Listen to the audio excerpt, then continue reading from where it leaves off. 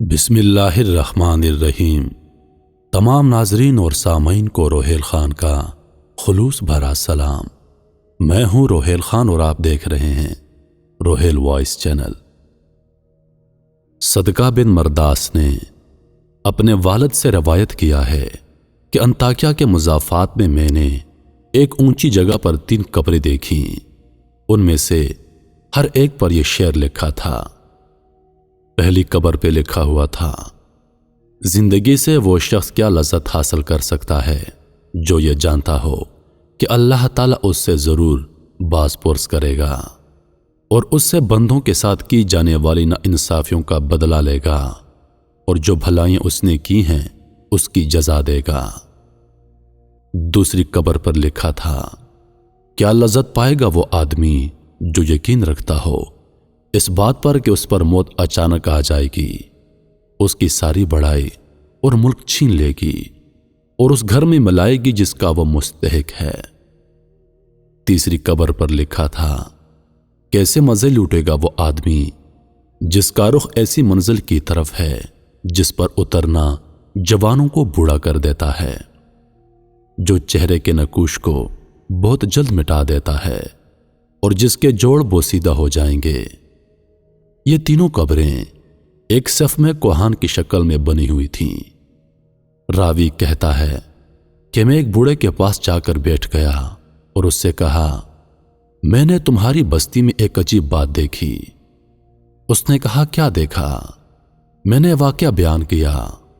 اس بوڑھے آدمی نے کہا، ان کا قصہ اس سے بھی زیادہ تعجب خیز ہے جو تم نے ان کی قبروں پر دیکھا۔ میں نے کہا، آپ ان کا قصہ سنائیے۔ اس نے کہا، یہ 3 بھائی تھے۔ ان میں سے ایک بڑا عہدیدار تھا جو بادشاہ کے ساتھ رہتا تھا اور شہروں لشکروں کے انتظام پر مامور تھا۔ دوسرا ایک مالدار تاجر تھا، وہ بھی بادشاہ کے خاص لوگوں میں سے تھا۔ تیسرا ایک عبادت گزار آدمی تھا جو عبادت کے لیے اپنے آپ کو فارغ کیے ہوئے تھا۔ اس عبادت گزار کی موت جب قریب آئی تو اس کے بھائی اس کے پاس جمع ہو گئے اور کہا، اے میرے بھائی، آپ کو کچھ وصیت کرنی ہے تو وصیت کر دیجئے۔ اس عابد آدمی نے کہا، کیا وصیت کر لوں؟ اللہ کی قسم میرا کوئی مال نہیں ہے کہ میں وصیت کروں، نہ میرا کسی پر قرض ہے جس کے لینے کی وصیت کروں۔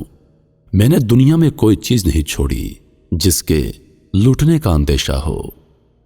عہدیدار بھائی نے کہا، اے میرے بھائی، یہ میرا مال تیرے سامنے ہے، اس میں سے جو چاہو کہو اور جو دل چاہے وصیت کرو۔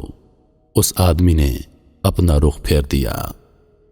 تاجر بھائی نے کہا، میرے بھائی، تجھے میری کمائی اور کثرت دولت کا پتہ ہے، شاید تیرے دل میں کسی بھلائی کا ارمان رہ گیا ہو جس کو مال خرچ کیے بغیر حاصل نہ کیا جا سکتا ہو۔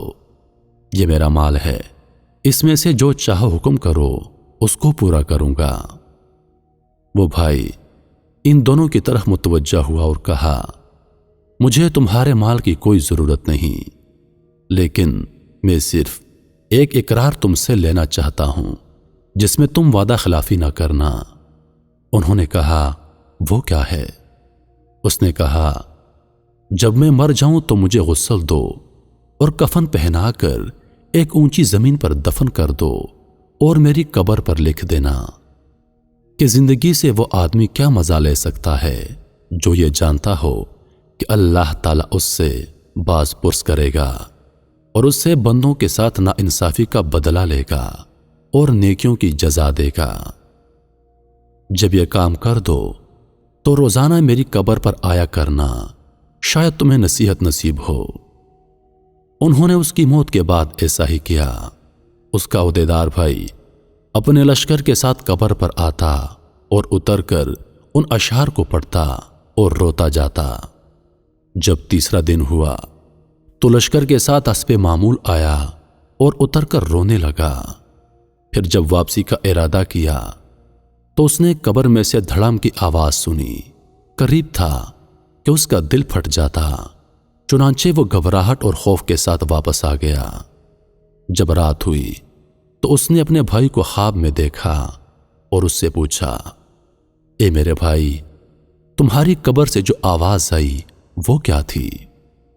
اس نے کہا، وہ ہتھوڑے کی آواز تھی۔ مجھے کہا گیا کہ تو نے مظلوم کو دیکھا پھر بھی اس کی مدد نہ کی۔ چنانچہ وہ آدمی صبح غمزدہ اٹھا اور اپنے بھائی کو اور دوسرے خاص لوگوں کو بلایا اور کہا، میں سمجھتا ہوں ہمارے بھائی نے جو اپنی قبر پر اشعار لکھنے کی وصیت کی تھی اس کا مقصد مجھے تنبیہ کرنا تھا، اور میں تمہیں گواہ بناتا ہوں کہ آئندہ میں تمہارے درمیان نہیں رہوں گا۔ چنانچہ اس نے عمارت چھوڑ دی اور عبادت میں مشغول ہو گیا۔ لوگوں نے بادشاہ کو بتایا تو بادشاہ نے کہا، اس کو چھوڑ دو، جہاں چاہے چلا جائے۔ چنانچہ وہ پہاڑوں اور صحراؤں میں رہتا رہا یہاں تک کہ اس کی موت قریب آئی، اور وہ چرواہوں کی ایک جماعت کے ساتھ تھا۔ اس کے بھائی کو خبر پہنچی تو وہ حاضر ہو گیا اور کہا، اے میرے بھائی، کوئی وصیت کرنی ہو تو کر دو۔ اس نے کہا، میں کیا وصیت کروں؟ میرے پاس کوئی مال نہیں جس میں وصیت کروں، لیکن ایک وعدہ ہے، وہ یہ ہے کہ میں جب مر جاؤں تو میری قبر تیار کر کے مجھے میرے بھائی کے پہلو میں دفنا دینا اور میری قبر پر لکھ دینا۔ کیسے لذت پائے گا وہ آدمی جس کو یقین ہو کہ بہت جلد اس پر موت اچانک آ جائے گی اور اس سے عظیم ملک اور تمام بڑائی چھین کر اس قبر میں اس کو ٹھہرائے گی جس کا وہ باسی ہوگا۔ اے میرے بھائی، پھر تم 3 دن تک میرے پاس آیا کرنا اور میرے لیے دعا کرنا، شاید اللہ تعالی مجھ پر رحم فرما دے۔ چنانچہ وہ مر گیا اور اس کے بھائی نے اس کی وصیت پر عمل کیا۔ جب اس کی قبر پر تیسرے دن آیا، دعا کی اور رویا۔ پھر جب واپس جانے لگا تو اس نے ایک شدید آواز سنی جس سے اس کی عقل زائل ہونے کے قریب ہو گئی اور وہ وہاں سے بے چین ہو کر لوٹا۔ رات کو اس نے اپنے بھائی کو خواب میں دیکھا۔ اس نے کہا، میں نے جب خواب میں اپنے بھائی کو دیکھا تو اس کی طرف لپکا اور اس سے پوچھا، کیا تم ہماری ملاقات کے لیے آئے ہو؟ اس نے کہا، ملاقات تو بہت دور ہے۔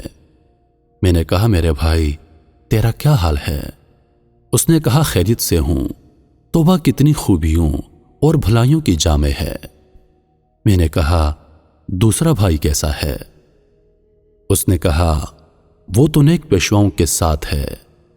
میں نے کہا، ہمارا حال کیا ہوگا؟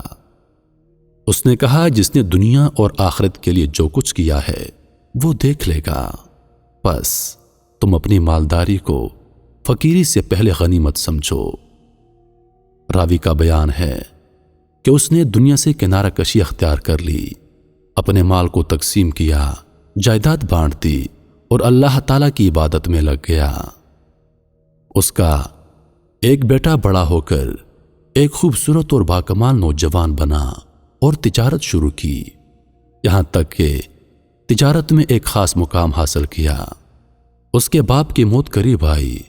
اس نے اپنے باپ سے کہا، ابا جان، وصیت کر دیجئے۔ اس نے کہا، اے میرے بیٹے، تیرے باپ کا کوئی مال نہیں جس میں سے وصیت کرے، لیکن میں تجھ سے ایک وعدہ لیتا ہوں کہ جب میں مر جاؤں تو مجھے اپنے چچوں کے ساتھ دفنا دینا اور میری قبر پر یہ اشعار لکھ دینا کہ کیسے مزے لے سکے گا زندگی سے وہ آدمی جس کا رخ ایسی قبر کی طرف ہو جس کی گھاٹ نوجوانوں کو بوڑھا کر دیتی ہے اور چہرے کا رنگ اڑا دیتی ہے اور جلدی جلدی جسم اور جوڑوں کو بوسیدہ کر دیتی ہے۔